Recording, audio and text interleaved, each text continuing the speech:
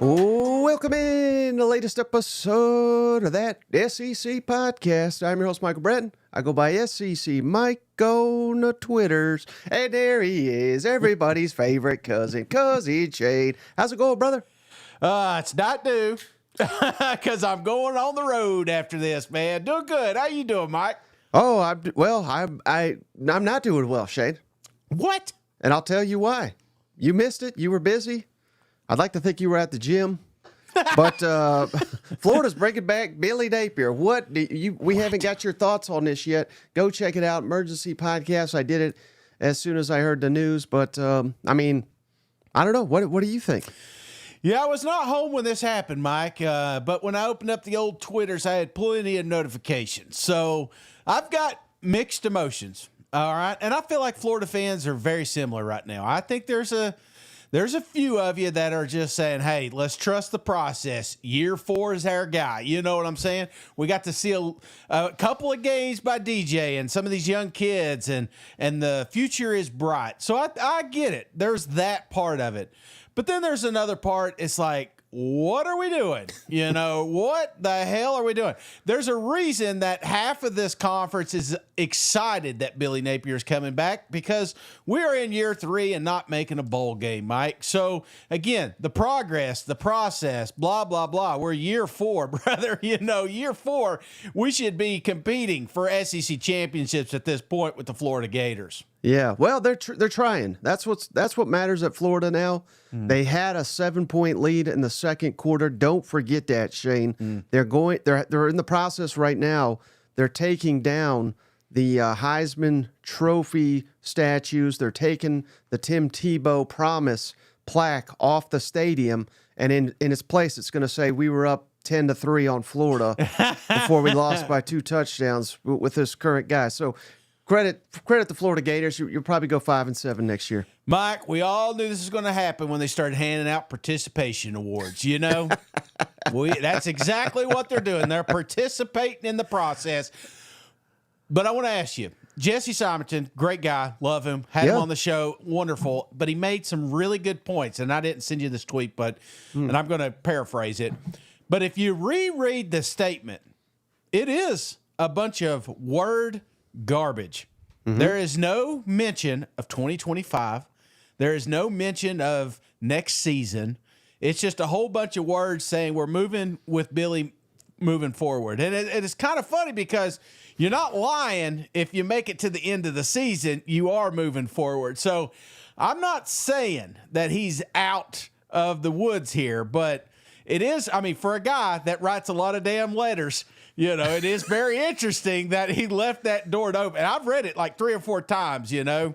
So he may be onto something. So there's hope. There's hope that they make the right decision. But and hell, for the rest of the SEC, they're hoping they keep him. Yeah, well, if they fire him, let's say they fire him after Texas, then he wasn't lying. They did keep him for a little bit longer. So, buddy, I get it. I'm up and down because I saw a little bit of it. I saw a football team that looked better as the year progressed, you know, and unfortunately the curse that I told you about when you're throwing shoes, this kind of derailed when we had the injuries hitting, but you know, you can't really anticipate 2 quarterbacks going down. I mean, that's a tough get, but it was a program that was looking better. I don't know. I'm right there. I'm on the fence with them. You know, Cousin Edwin says Shane reads. Who knew? No, there's a trick. So if you screenshot it, this is it, Mike. If you screenshot it and then you copy the text and then you text yourself, but hang up your phone real quick, Siri will read it to you if you're in the truck. By the time you do that, I could have just read it. Yeah, or you could do what I did. I mean, there's a lot of words in there, Mike.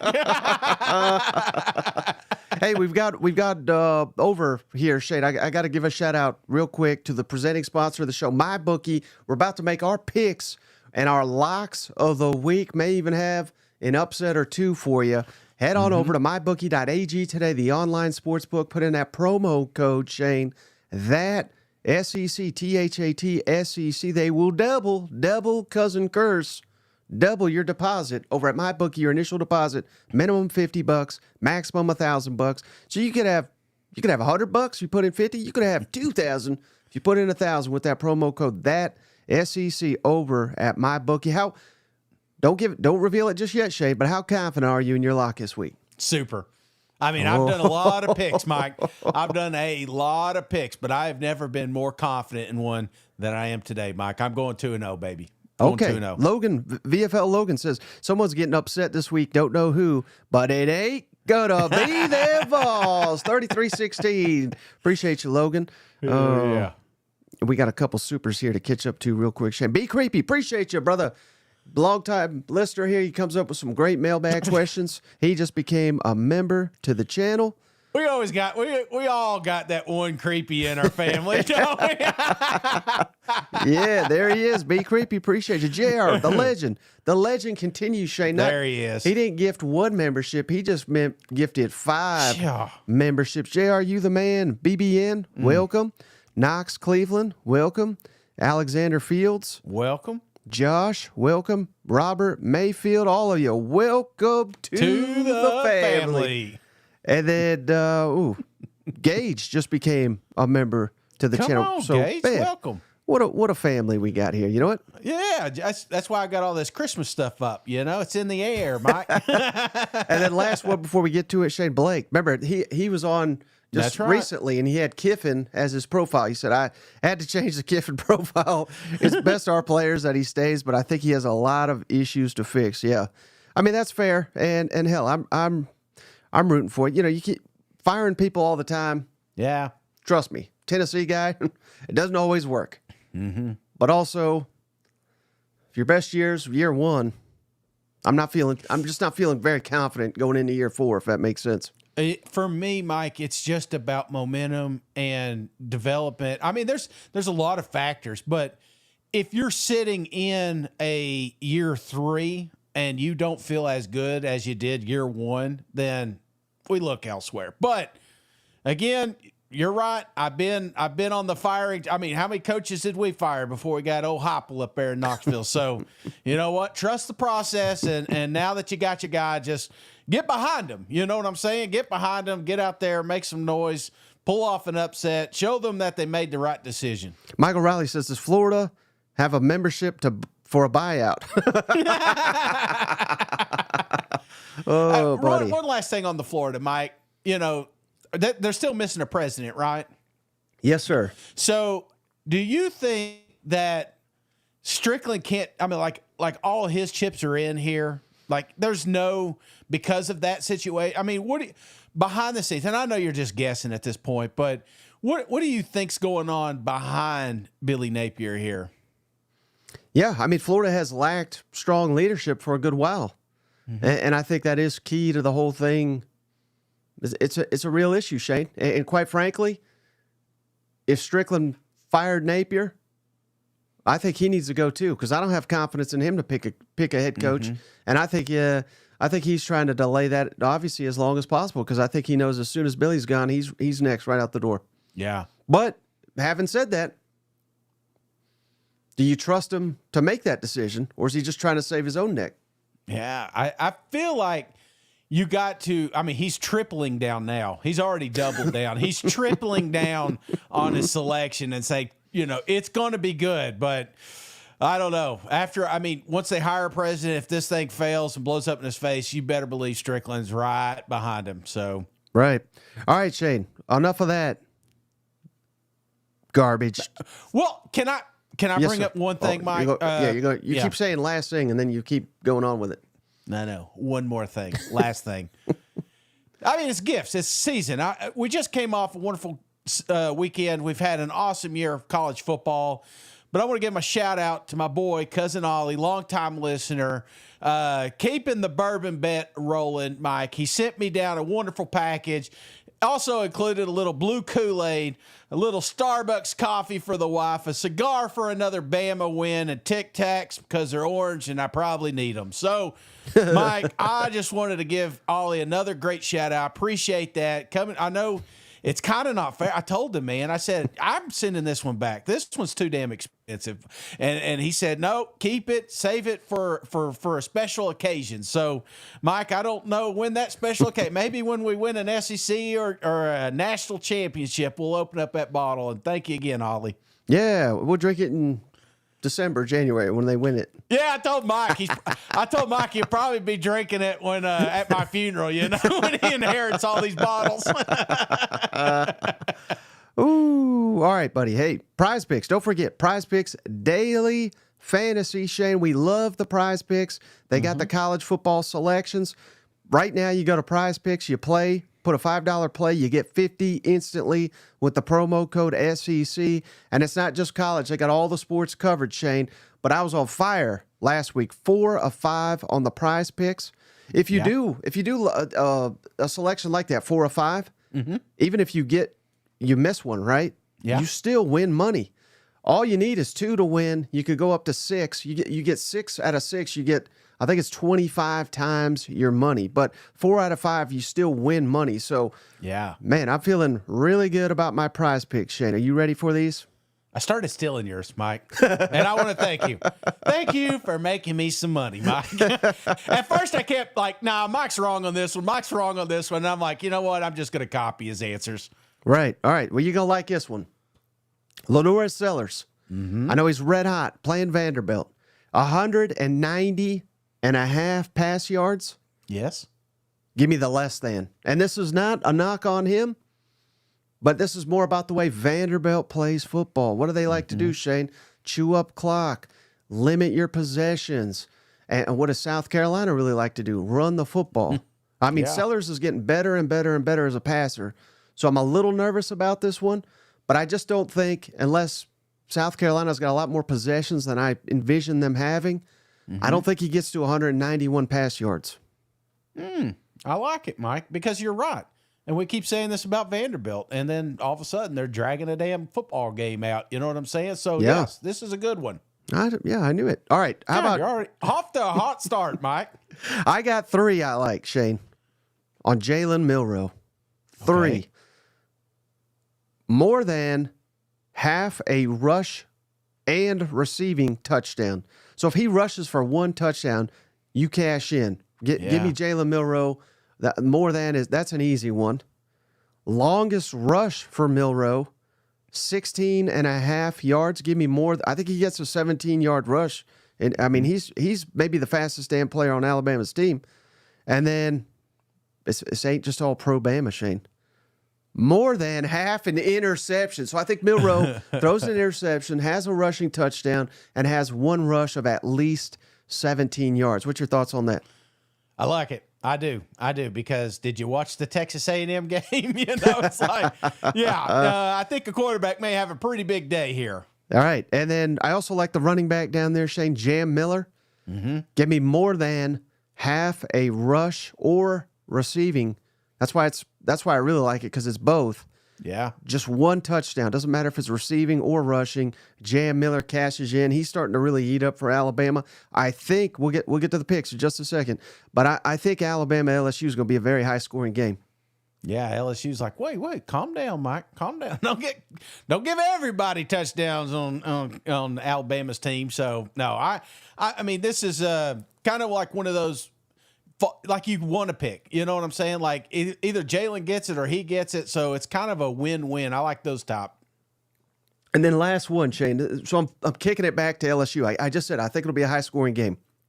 Give me Kyron Lacey, standout LSU receiver. Yeah. More than half a rush or receiving touchdown. So, more than likely it'll be a receiving touchdown, but who knows? They might use him in a trick play situation. Give me Kyron Lacey. He may score 2 touchdowns, but all you need is 1, and you cash in at the PrizePicks. Next great right here, buddy. I mean, this guy, if you've not watched him, he's an absolute unit, and he is somebody they're looking for when they get in the red zone. Right, and Alabama struggles at stopping the pass, so I really like Kyron Lacey. Yes, me too, brother. You know what I also like, Shane? What do you like? Smelling good? We'll get to that in a second. But no, James Bryant weather report for the upcoming action. Let's kick it to him. Meteorologist James Bryant here of KATV in Little Rock, Arkansas, not at the studio today, so I'll be giving you the weather update for this weekend from my living room. And as we go into Week 11, every year when we get to this time of year, the weather no doubt gets busier, and it does with the front moving from west to east across the SEC footprint this weekend. And we've had a hurricane in the southern Gulf of Mexico. It doesn't directly impact anybody, but that moisture does get pulled north, so a few games will have some humid conditions. So let's get to it. We have the first game of the day is Florida at Texas. Now, the front comes through Austin a day before, so rain is expected on Friday. By the time we get to Saturday, we'll have upper 60s at kickoff behind the front. I think highs will be in the mid-70s, right around 75, with light winds and clear skies by the end of the game. So a good forecast for that noon game on ABC, 11 a.m. Central. That's Florida at Texas. There's just 6 games this week. Next up, we're going to go to Oxford, Mississippi, Georgia at Ole Miss, a really big one there in that 3:30, 2:30 ABC slot. Temperatures are going to be in the low 70s or upper 60s. It's expected to be humid there as well. There is a good chance for scattered showers and thunderstorms, and especially as we get towards late in the game. I think the best case here is that the worst of the rain holds off, but that chance for rain is 70% by the time the game concludes sometime between 6:30 to 7 and 8 o'clock. So pack the rain gear. Winds will be light out of the southeast. The 4:15, 3:15 SEC Network game is South Carolina at Vanderbilt, and that is going to have a temperature of 71 at kickoff. We'll be in the upper 60s by the end of the game.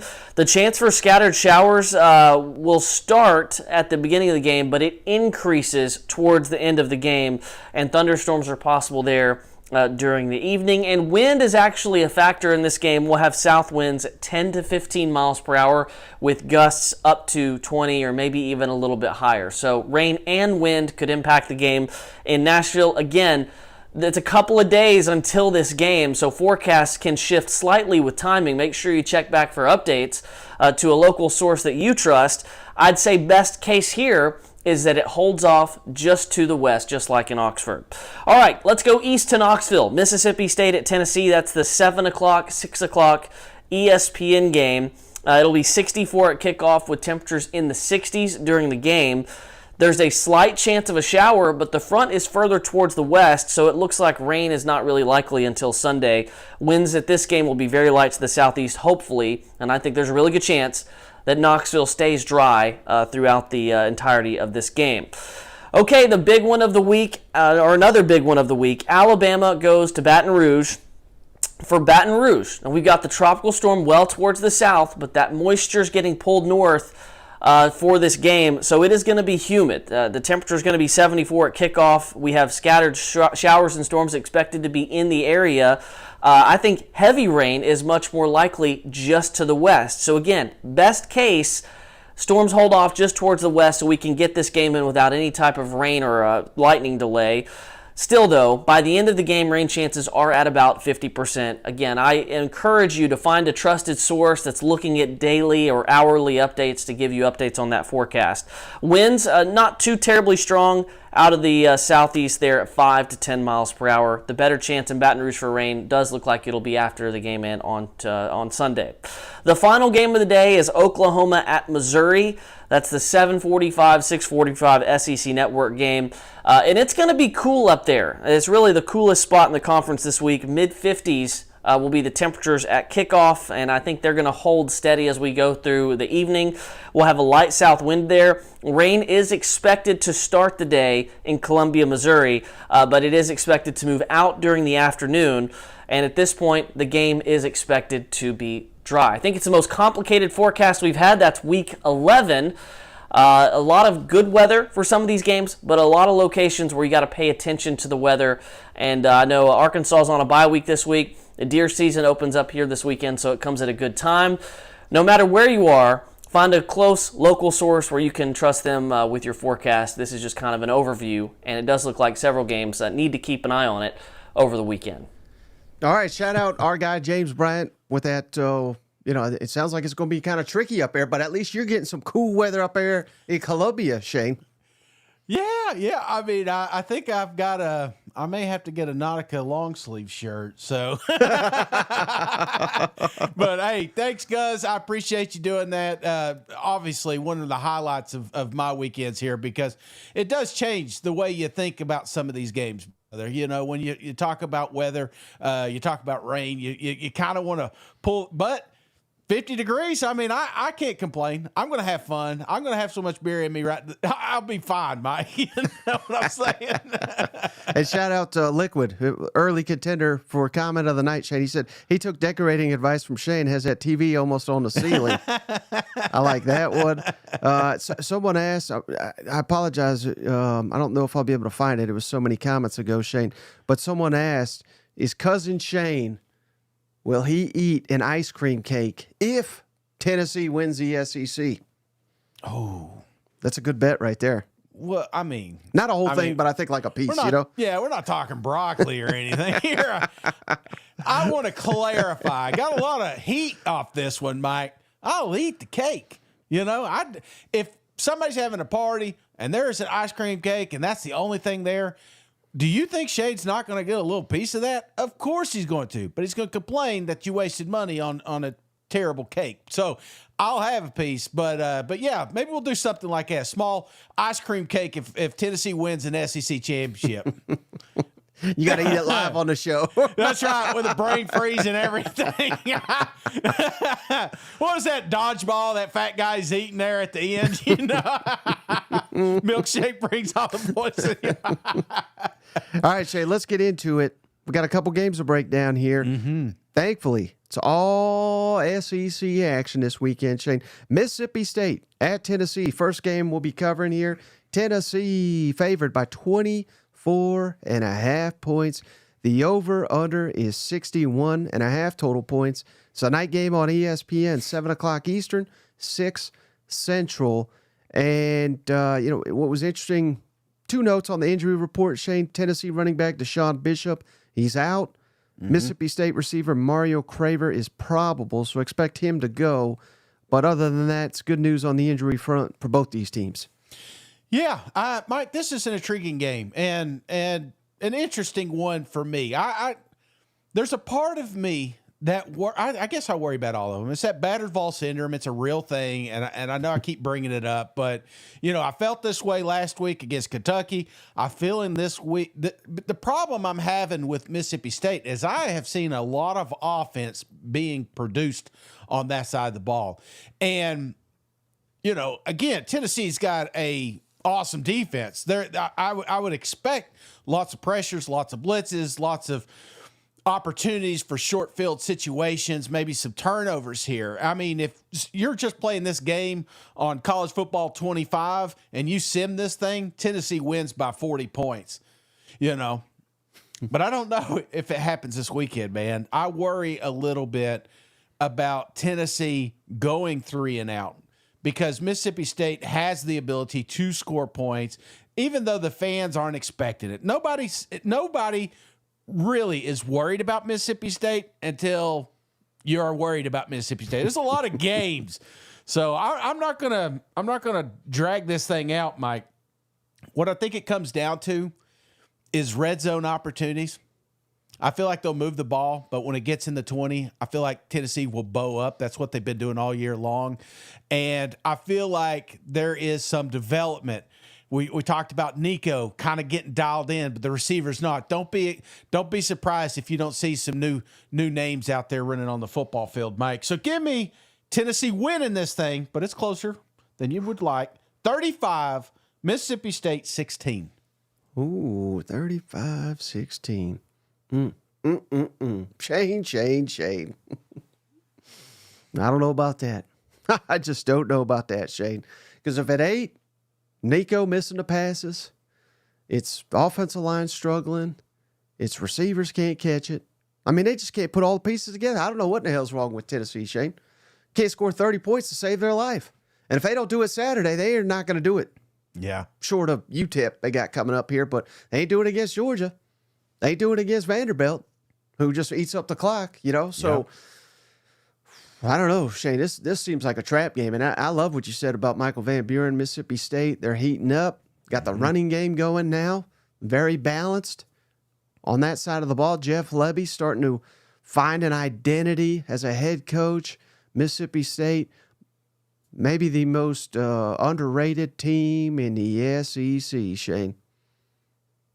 You know what the problem is? What's the problem? They're playing at Neyland Stadium at night. Come on, man. Get the hell out of here. 30. That ain't enough points. Give me Tennessee 45. Mississippi State 20. This has got to be a get-right game. You got to score 40. Yeah. Mississippi State gave up 50 to Arkansas. And I mean, damn near every team, they're giving up 35, 45 points here. Yeah. Let's see. Yeah, I mean, 58, Shane. My God. They gave up 41 to Toledo. You know what I mean? Yeah. If Tennessee can't get to 41 here, or 40, I have 45. If they can't hit 40 against this team, they're just not going to do it. And this could be Dylan Sampson takeover game because where they're the worst at is defending the run. Yeah. So this could be a field day. Trying to get Dylan Sampson some Heisman stats here. Maybe a little too late. Well, hell, he's got the stats, but he's being totally not recognized nationally for some damn reason. But give him 4 or 5 touchdowns. Get him in this Heisman race, I say. Yeah, but don't overlook them. Don't overlook them. I think you're right. Tennessee not tough place to do a pull off an upset, especially. But on the flip side of that coin, you hit the nail on the head. Mississippi State may be one of the worst defenses in the country, and it would not surprise me if this was one of those games that Tennessee had 42 points in the first half. Right. Similar to some they had early this season. This is a team you could do that. But if they can muster some keep away, keep some of those long drives, let Van Buren stretch it with his legs, then all of a sudden you don't have those opportunities and you short those possessions. There may be an opportunity to keep it close, but I just think talent-wise, Tennessee has too much for State. Yeah, one team is third in the SEC standings, one is 16. Yeah. And number 3 is at home at night. This cannot be a close game. If it is, that's not a loss, but it's I will overreact and call it as good as a loss if it's close. You know what I mean? Yeah, absolutely. You're supposed to be competing for SEC and maybe college football playoff, maybe national championship. I think Tennessee is obviously still right in the heat to do all that. This cannot be close. If they announce this at halftime while I'm over at Missouri, I'm going to – you talk about throwing a damn fit, Mike. You know what I'm saying? They may be like, why is that guy throwing bottles out here in this Oklahoma Missouri game? And they're like, he saw the Tennessee score. You know, they're all like stand on business, and I'm like this. You know who really stands on business though, Shane? Who's that, Mike? Cornbread Hemp. Come on, Cornbread Hemp. Go on over to cornbreadhemp.com. Use that promo code SEC, or just type it in on your URL web address there, cornbreadhemp/SEC. Get you 30% off your entire order on this fine product, Shane. Cornbread Hemp. What is this Cornbread Hemp, Shane? America's first USDA organic THC gummy. Shane's going to need this. If Tennessee loses this game here, I need it for the CBD sleep gummies they sell. They're outstanding. Cannot recommend them enough. Again, hit up at cornbreadhemp.com. Small business out of the state of Kentucky. We love Kentucky, Shane. They send us bourbon every year, and now we got some gummies to go with our bourbon. So again, cornbreadhemp.com, promo code SEC, 30% off your entire order. Come on now. Yeah. All right, Shane. Speaking of cornbread and hemp, they're smoking a lot of it down here in Austin, Shane, Florida, at Texas, Shane. And big thing going into this game. Mm-hmm. DJ Lagway, what's the latest? Well, on Wednesday, they're about to update it for the Thursday injury report, but they did it yesterday. DJ Lagway, questionable. So there's a chance he plays. They're not ruling him out. But the bad news, Shane, Montrell Johnson, Elijah Badger, Damian George, all questionable. So Florida's really banged up. It was revealed this week. Unfortunately, star receiver Trey Wilson out for the year. He had surgery. So Florida's really banged up here. Meanwhile, Texas is likely to get Isaiah Bond back. He's probable. While Andrew Makuba, the outstanding safety, he is questionable. So there is one potential big impact player for the Longhorns, out. Texas favored by 22.5 against the Gators. Shane, over under 47.5. This is an early game. Yep. Noon Eastern, 11 Central on ABC. Maybe that helps the Gators because, it'd be much more rowdy at night. But who do you like in this one? May help Texas. They're used to those big noon games. You know what I'm saying? I saw somebody complain, and I can't remember. It's Texas, Oklahoma. They're like, man, I can't believe they put all the good games at night. And I'm like, as opposed to 12 or 11 a.m., get the hell out of here. Mike, this is going to be a good football game. I know they got a lot of storylines coming in this one, especially the Florida Gators. Is DJ going to play? What does it look like now that your AD's out here saying your job's safe? Are you a little more relaxed? Are you playing a little more loose? Because I think you're going to need that. I think the Gators have got to come out here. They got to try to punch Texas in the face. They got to try to get this crowd noise out of it. And like I said, Florida has been playing well, not just on offense, but mainly on the defense. But here's the deal, Mike. Here's the deal. They sent that damn letter way too soon. I don't know if this was like something he had saved in his draft and he accidentally hit send and he's like, shit, how do I undo this thing? Mike, there's going to be a meltdown after this game. All right. I'm so confident. This is my lock. I'm just going ahead and let you know, Mike. Florida Gators have looked better the last 4 weeks, okay? And everybody talks about how they had the lead against the Georgia Bulldogs, yada, yada, yada. But they've not played an offense like Texas. They've not since week 1, I don't think. This is a team that they are ill-prepared for. This is going to be similar to, here's the deal, Mike. I'm not going to drag this damn thing out, but they are going to a funeral. I don't know if Texas is also dressing in black. They're probably not. Everybody else seems to be doing it these days. But you might as well, because this is the nail in the coffin. And just after Strickland went on this mountain and talked about he's behind his boy, he's going to regret it after this football game because there's going to a lot of people want his head. So give me Texas 42, the Florida Gators 14. Total ass beating here. 42-14. Yes. They supposed to be close. SEC, Shane. Arch Manning may get some playing time in this thing. Oh, buddy. Hey, I missed. I'm always late on these comments. Yeah. Someone said, are you taking a mustard bottle just in case Tennessee gets upset? Someone else wanted to know if you'll go streaking if Tennessee loses. Go tackle Big Mo. But, yeah, I can't disagree with anything you just said, Shane. Florida's banged up. Texas getting healthy at the right time. Mm-hmm. Texas, they've had extra time to prepare. I don't know. This is just a bad spot, Shane. And this does kind of reek of why the hell would you not put this out? This Billy Napier, we're keeping him. Why do you put that out on Thursday? I think you put it out on Thursday because you're trying to get ahead of this ass whooping you're about to catch on Saturday. Yeah. This would go over very poorly on Sunday. Not that it went over too well here on Thursday, but I think it's a lot better than what it's going to be. Texas needs, but I think they found out, Shane, they may need some style points. Yeah. And you pull like Georgia did last week. See, Georgia doesn't need the style points, but just a 2-touchdown or 1-touchdown victory with Florida potentially down to their third string quarterback, you may get knocked in that in the playoffs. So look for Texas ready to come out here and play. I don't think it's quite as bad as you. Give me Texas 33, Florida 13.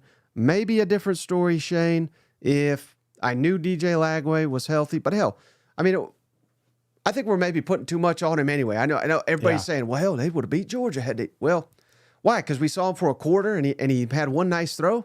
I've seen him play against A&M. He looked completely overwhelmed because they were all over his ass, and that was in the swamp. You know what I mean? So I'm not saying he's not a great player. I'm not saying he could be the best quarterback in the SEC in a year or two, but he's still a freshman. Yes. And playing on the road in a hostile environment. I don't, even if he does play, I don't like Florida at all in this spot, but I do like the cover because it's so massive. 22.5. I got Texas by 20 here. Yeah, no, you're wrong. And I feel like kind of what you said. I feel like this is, guys, calm down. What you're about to see. It's almost like you're warning the fan base that DJ. There's no reason to bring. If DJ's not 100%, do not bring him in here. You know, because you got to save your ass. You still got to beat Florida State. You got to play Ole Miss. I mean, who else? They got another one. Florida here. Yeah, LSU. So look at the schedule, brother. Do you rush him now for the Texas game, or you try to save him for the LSU big rivalry there, or maybe even Ole Miss, pull off an upset and close out? You're not winning any of these, I don't think, without DJ Lagway. No, it's exactly right. So, but I don't think you take a 80% freshman out there. I don't know how far along he is with his injury. He may not come back in until the end of the year. But I just feel like Florida. They tricked us, Mike. They tricked us. They gave us that breath, that second breath, if you will. What do you call that? Second wind in the midseason. But when you break down those 4 games, I feel like they were playing some really bad offenses. Even Georgia, short of Beck throwing 2 terrible interceptions, that they were in that game. Yes, I get that. But now you're on the road. Texas is going to destroy the Florida Gators. Yep, I agree. And, I bet Kevin Melton, welcome to the family. I bet he agrees with that assessment there, Shane. So we appreciate you, Kevin. But, all right, Shane. Yeah. Now we're getting to the peace pipe. They need to bring this damn thing back. I didn't even realize this was a thing, Shane. But it is. Oklahoma at Mizzou. Mizzou's had 2 weeks to prepare. But, buddy, the line has completely flipped. Yeah. Mizzou was favored. Now Oklahoma is favored by 3. Over under, 41.5. 6:45 Central. It's Mizzou time there, Shane. 7:45 Eastern on SEC Network. And some big-time injury updates. Brady Cook, questionable. Yeah. That's huge. But for Oklahoma, Shane, Deion Burks and Jalil Farouk, but the standout receivers, they're also questionable, as are running backs Gavin Sawchuk and Javonta Barnes, all questionable. So a lot of injury news heading into this matchup. You'll be there. Who do you like in this one? Yeah, they told me to warm up the arm in case I got to get in there. You know what I'm saying? Throw some football. So, Mike, as soon as we get done with the show, I'm heading that way. I'm looking forward to this, brother. I tell you what, we've had a lot of cousins reach out, really excited to see us. Unfortunately, he's bailing on me, which is all right. I don't blame him. I'll just go over there and drink his beer for him. So, when we head out of here, just a quick reminder, we're going to be at Lambert's tomorrow. That's 12 o'clock American time, 11 o'clock Central time. And then Friday, we're going to go up to, so this will be tomorrow, Bucci's. Going to have a burger, again, at 5 o'clock. That's 5 o'clock Central time. Mizzou time? Yeah. That's what you called it. Yes. Mizzou time. That's probably what I should. Just because in case anybody want to grab a burger with us or have a couple of drinks, then we're going to go to the basketball game, And I know they had a bad season last year, but maybe we'll have a good season this year, kind of wake that up. And then Saturday, tailgating all day long, man. I've got so many tailgates to get to. Looking forward to seeing everybody. Look forward to see some Sooners too, man. I know they're not going to like this pick I'm about to roll out, but then again, they may. I don't know. I'm not usually good at gambling. So, but Mike, here's the deal. This game, I think, I wish I could put the tweet up here. I can't remember who said. He said, would it be crazy if this game comes down to punts and punt coverage? There's a chance. There's a chance, The way that Mizzou played or has been playing here lately, especially if Brady's not in there, and even Oklahoma. I know we got a little second wind, 2 weeks ago, and a little offensive play in here. But the fact of the matter is everybody's still damn hurt on that football team, and this offense may be in trouble because one thing Mizzou has is a pretty good damn defense. So obviously we're not expecting a high scoring game, but it's a coin toss for me, man. It's a coin toss for which quarterback has the best game. And not just the best game, just the least amount of mistakes. Because I feel like that's where Oklahoma's been here lately is there's been so many mistakes by the offense that's kind of put them behind the 8 ball that they just can't get out of. So, but I'm here, man. I'm here. I can't wait to see this environment. I can't wait to go steal one of those rocks up there on the hillside, Mike, and walk away with a victory. So give me Mizzou. What did I got? 6-7 here? No, 20. Oklahoma 17. How are they going to get to 20? How many defensive touchdowns is that? One defensive touchdown, one offensive touchdown, 2 field goals. I think it's a felony to don't steal one of them rocks. I'm pretty sure that's a high crime. They'll man, never Courtney. see it coming. Could you imagine watching the game and you just see my fat ass rolling down that hill? Ooh, yeah. I mean, this one means a lot, Shane. I think to both fan bases, both coaches. A loser would be devastation. The winner, hell, I think both. I don't even know there was much to gain, Shane, aside from bragging rights, because I think both of these fan bases, they expect to win this football game. Yeah.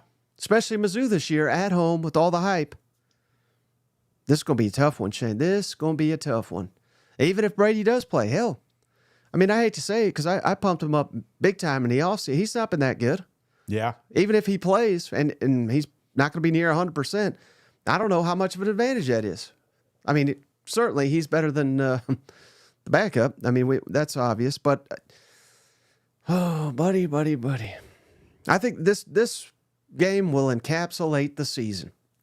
If Mizzou wins it, you're still in contention. Very unlikely, but you're still in contention to make the playoff. Yeah. If Oklahoma wins it, they lock up a bowl. I don't think they're making a bowl game. They don't win this damn game, Shane, because they're probably not beating Alabama. They're probably not winning at LSU. Not if they're losing to Mizzou at home. Mm-hmm. Now, you beat Mizzou on the road, I'll have a little bit more confidence. But I have liked what Oklahoma has done in recent weeks on the offensive side of the football. They're waking up a little. Yep. Now, this is going to be a hell of a lot tougher test than Maine, but they showed a lot of life, I thought, on the road at Ole Miss. So I think they could carry that over to Mizzou. Shane, you are drinking that damn Kool-Aid. Come on, brother. Lock of the week. Oklahoma 24, Mizzou 10. I don't even know if Missouri can score 10 in this football game. Look at them. Why do you hate Mizzou all of a sudden? You'll go to Oklahoma and won't go to Mizzou. I mean, do you see it? The line has been drawn here, Mike. We're going the peace pipe. Soon as hillbilly cornbread, what is it called? Sorry, I butchered Cornbread their sponsor hip. there. They got to shorten that up, Mike. They got to shorten the name. But ever since they came up with our peace pipe, you've been on that side. But these teams do hate each other, and I can't wait for this rivalry to get even better. Stealing recruits. I mean, this is just the tip of the iceberg, Mike. We've been talking about November 9th all season long. Hell, we even talked to Coach Drink about it at SEC Media Days. There's a lot of people that have been penciling this game. Now, it's not as glamorous as we were hoping, but it's still a rivalry, Mike. They're blacked out. It's going to be wild. They got to have this one for Mizzou. So, but Oklahoma would like to steal it too because they stole everything from them. So I'm looking forward to it and look forward to seeing everybody tomorrow and Saturday. All right. Say what's up to all them suitors for me, will you? Oh, shit. You know who else we need to say hello to, Shane?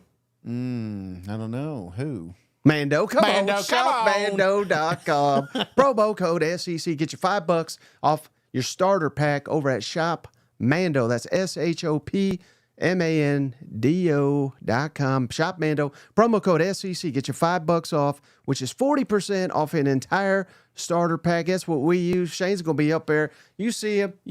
If you get close enough to get you a whiff of Cousin Shane, he's going to smell great because they sent him a starter pack just like they did me. I love the Mando whole body deodorant. It's enough for the toughest body odors out there. So again, help the show. Go to shopmando.com, put in that promo code SEC, get $5, which is 40% off entire order with free shipping over at Shop Mando. And Shane's going to be trying to shop for some rolls this weekend. I know that. You know what? Hell yeah. I'm gonna have the most interceptions tomorrow. You know what I'm saying? Well, you know who else is shopping for a win here, Shane? Who's that?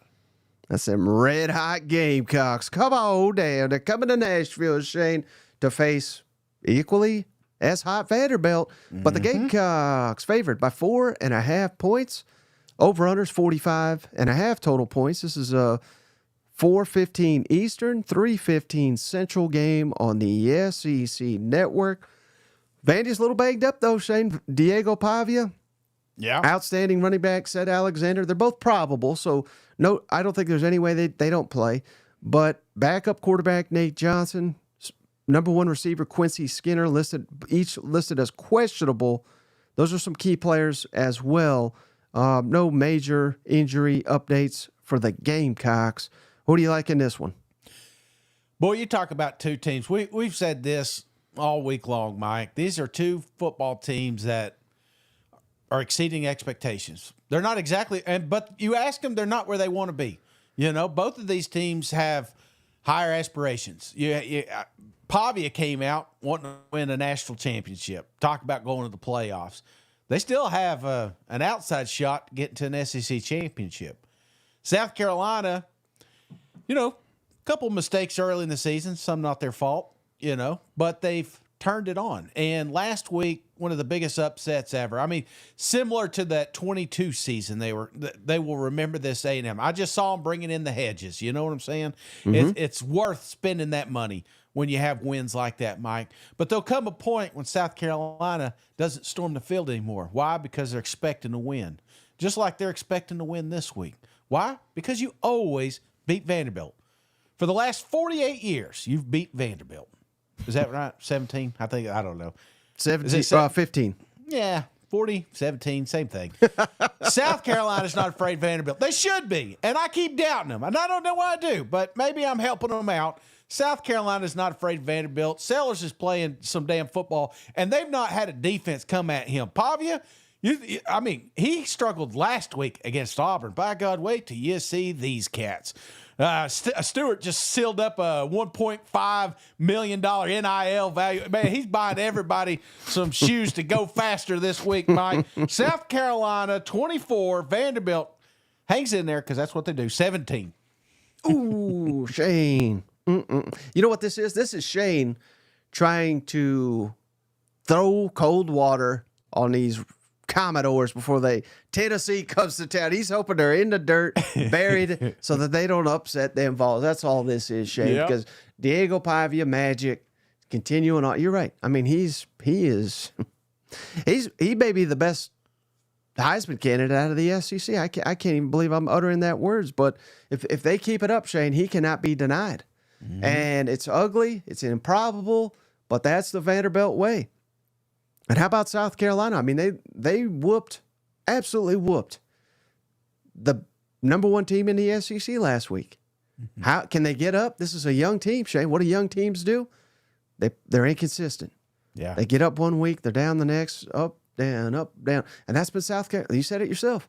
I mean, they got whooped by Ole Miss.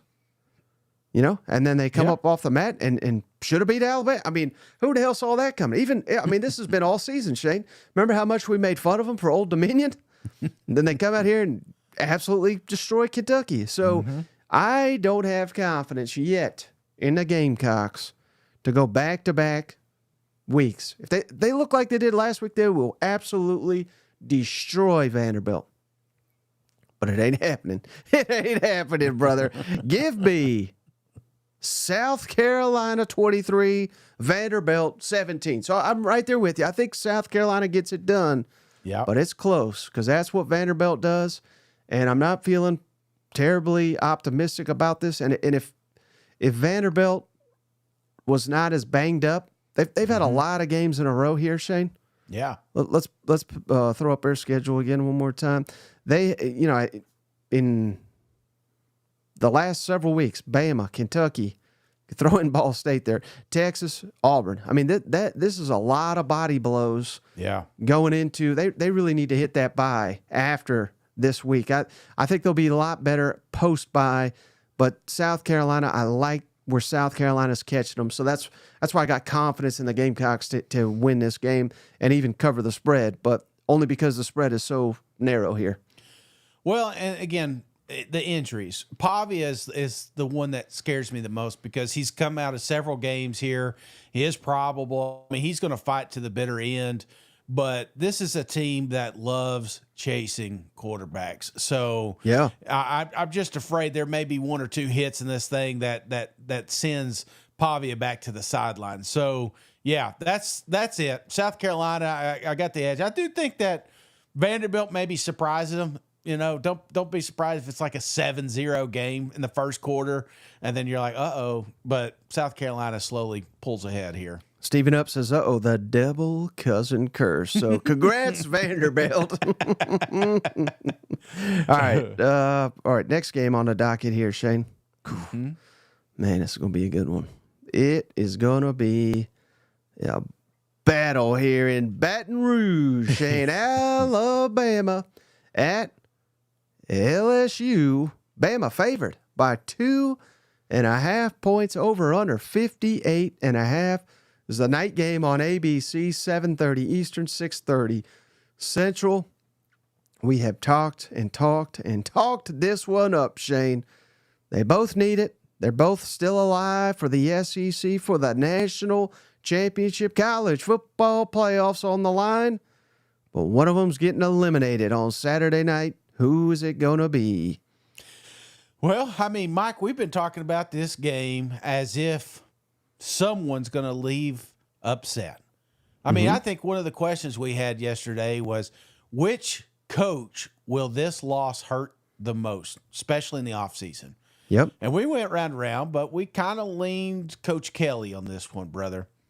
But the problem is, one of these teams will get to move on to a potential college football playoff, and one of these teams will be packing. It's going to be a good game. Don't get me wrong. I feel like as far as offense versus offense, there's a chance this may be a 60-58 football game. You know what I'm saying? There's that chance. I feel like you look at a guy like Jalen Milroe and what he has as far as attributes, and you watch that Texas A&M, and then you just naturally say to yourself, if he mimics that, he may have him a Heisman-type football game here.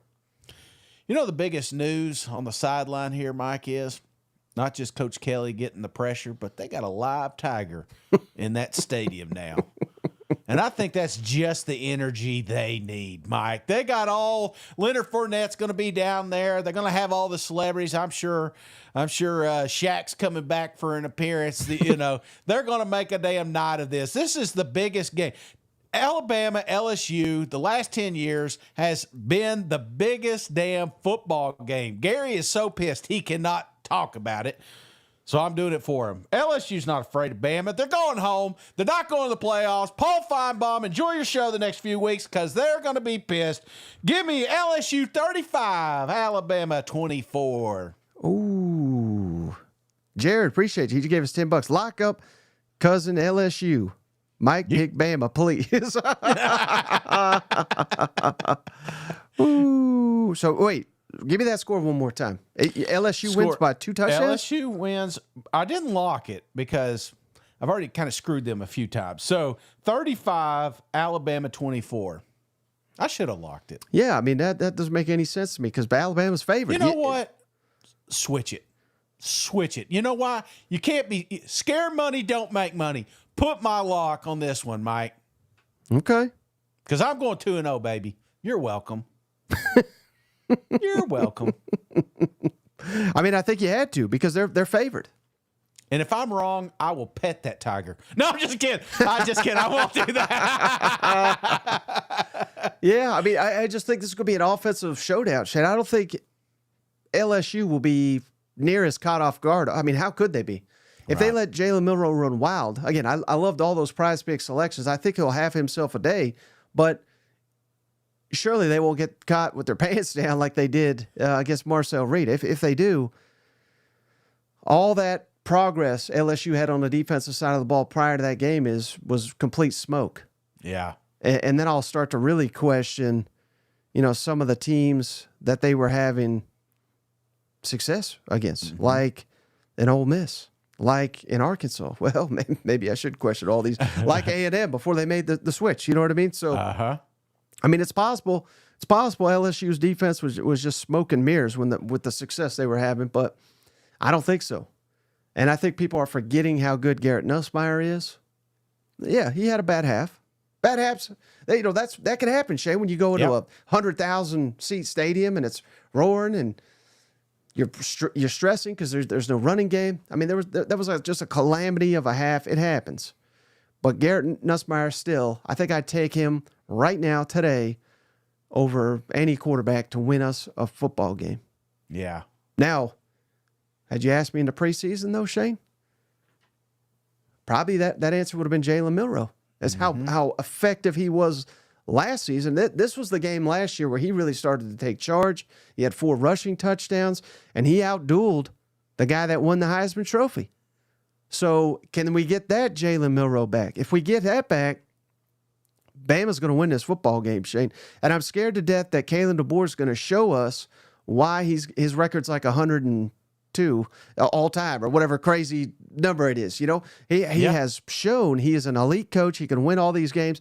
Then he gets down to Bama and he's can't beat damn Vanderbilt. You know what I mean? So who is the real Kalen DeBoer? I think we find out Saturday night, Shane. I don't think you could be more wrong. Give me.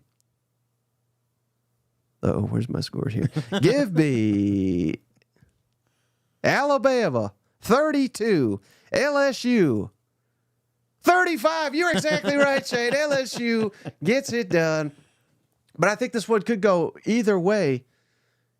Because I don't know. These two teams are so hard to pick right now for me, Shane. If we took that Alabama off the helmet, I think we'd look at them and be like, this is not an elite team. Yeah. You know what I mean? I think we're all getting fooled by the Alabama. And this ain't no Nick Saban. Right. It has revealed itself after 2 months of the season that Kalen DeBoer is a pretty big downgrade from Nick Saban. So a game like this, give me LSU, year 3 Brian Kelly, year 1 Kalen DeBoer, and if it flips, if Alabama wins this,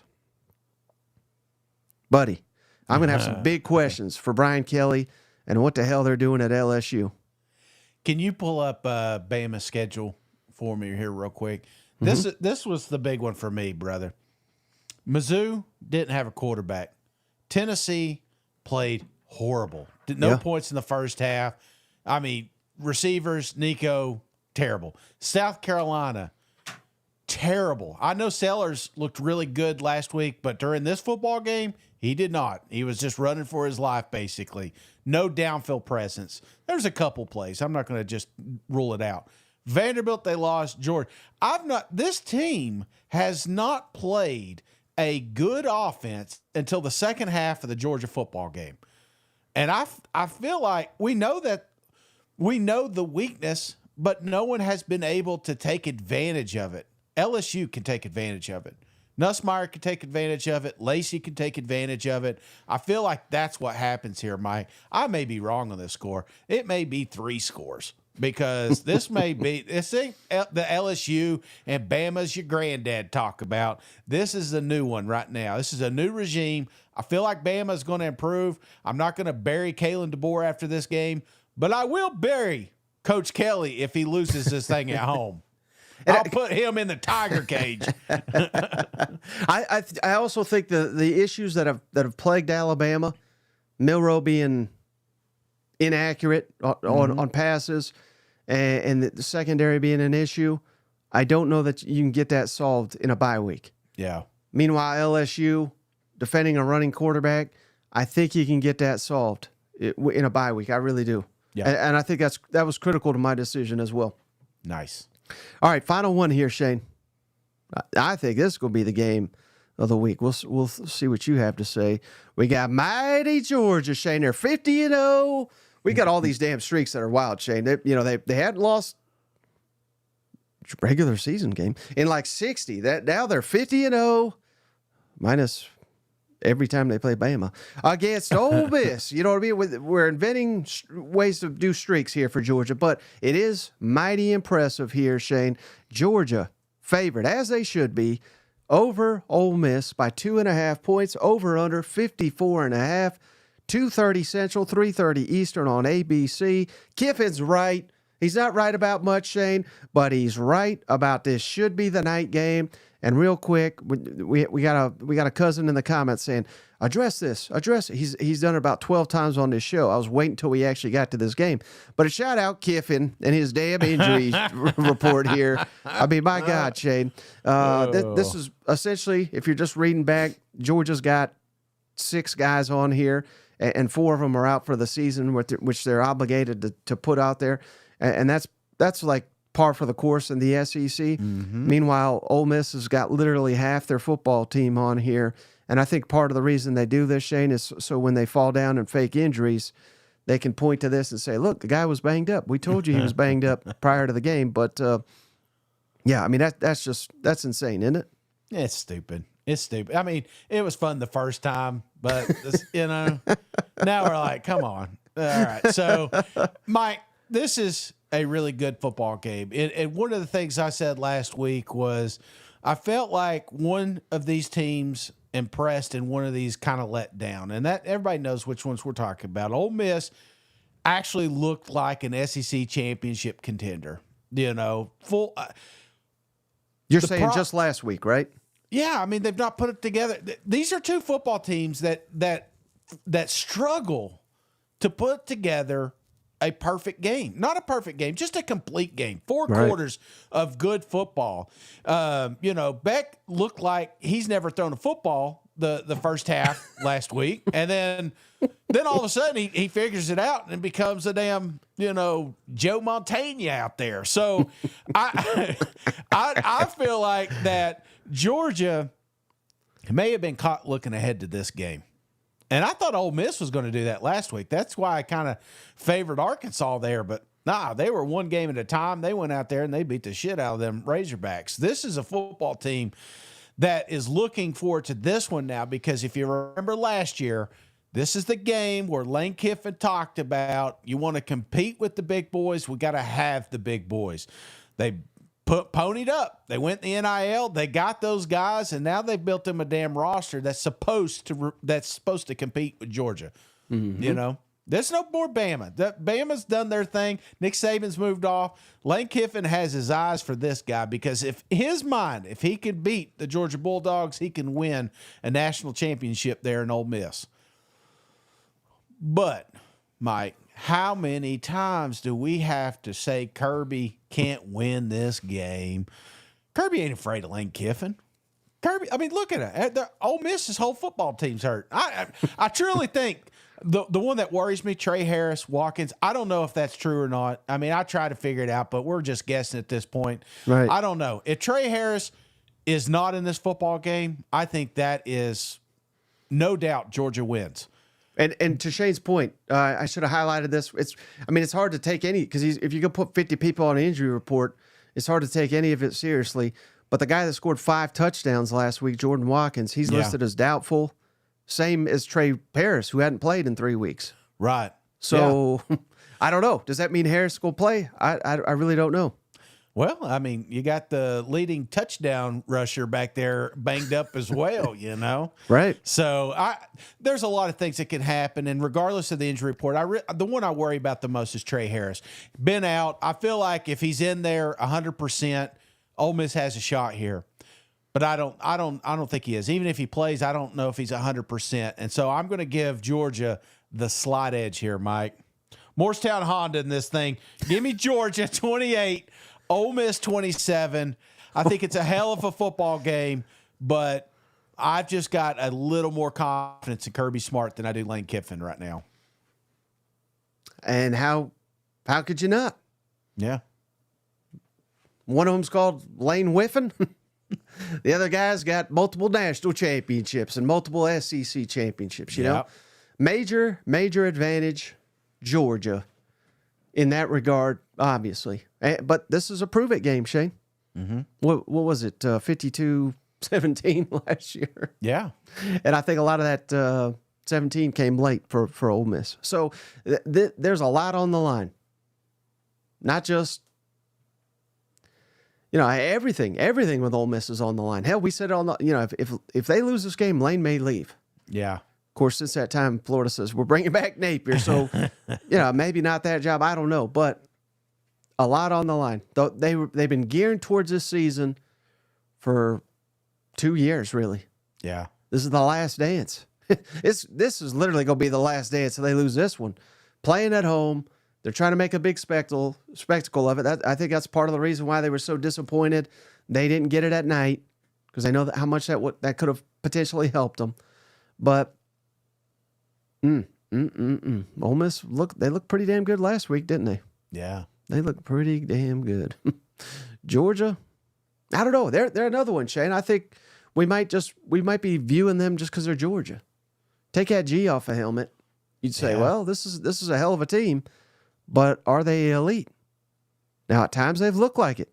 You said it yourself, Shane. I'm going to throw it up here. I mean, they looked elite against Texas on the defensive side of the football. Hell, Carson threw 3 picks in that game too. Yeah.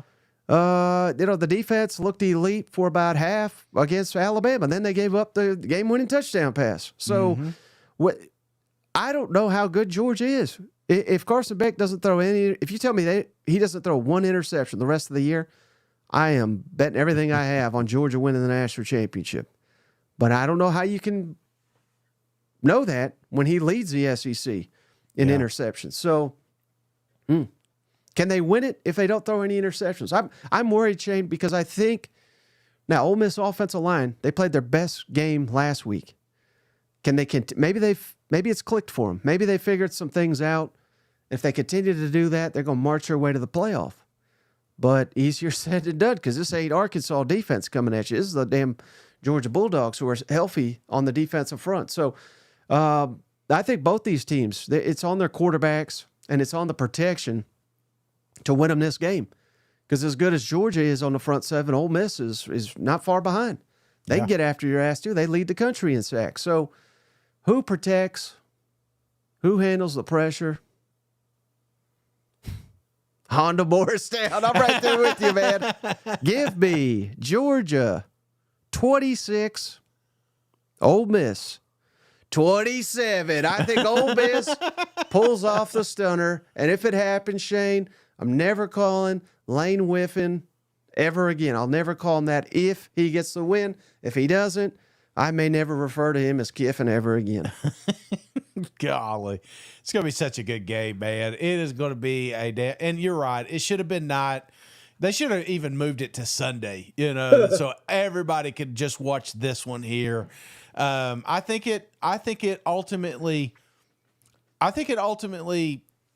fixes the SEC championship. You know what I'm saying? The playoffs are still up. There's a lot of movement there.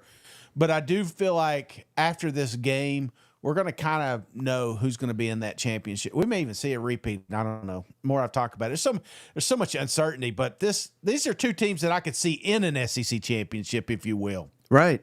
So if things go the way you project, what's the biggest storyline on Sunday? Is it Alabama's not going to the playoff, and what a disaster for DeBoer?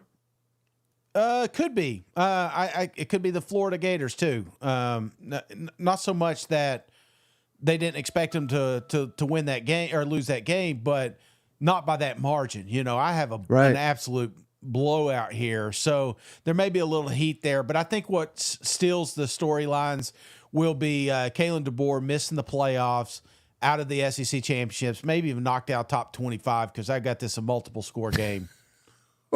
Buddy.